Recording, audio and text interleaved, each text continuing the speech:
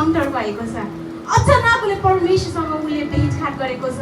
त्यस्तै इन्काउन्टरको लागि तपाईँ आज आउनु भएको छ र आज म तपाईँहरूलाई यो विश्वास गराउन चाहन्छु, तपाईँ आज परमेश्वरको इन्काउन्टरमा बस्दै गर्दा, परमेश्वरसँग मुठभेड गर्दै गर्दा परमेश्वरले तपाईँको जीवन, तपाईँको परिवारको जीवन, तपाईँको मण्डलीको जीवन परमेश्वरले चाहिँ नयाँ नयाँ नयाँ बनाउन चाहनुहुन्छ। हालेलुया, हालेलुया।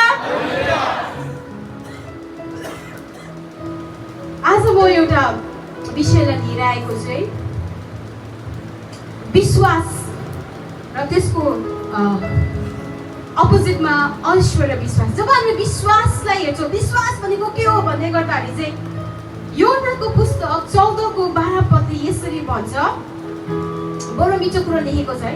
योनाको पुस्तक 14:12 यसरी भन्छ है, साँच्चै म तिमीहरूलाई भन्छु, जसले मलाई विश्वास गर्छ त्यसले मैले गरेको काम पनि गर्छ र त्योभन्दा ठुलो काम पनि गर्छ, किनभने म पितासँग गइरहेको छु। आमेन, हालेलुया। यहाँ दुईटा भनेको छ, जसले मलाई विश्वास गर्छ त्यसले मैले गरेको जस्तै काम गर्छ र मैले गरेको भन्दा पनि ठुलो।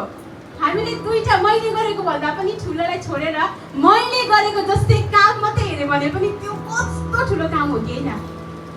परमेश्वरले गर्नुभएको काम, परमेश्वरले असम्भवको काम गर्नुहुन्छ, परमेश्वरले मृतलाई उठाउनुहुन्छ। आमेन।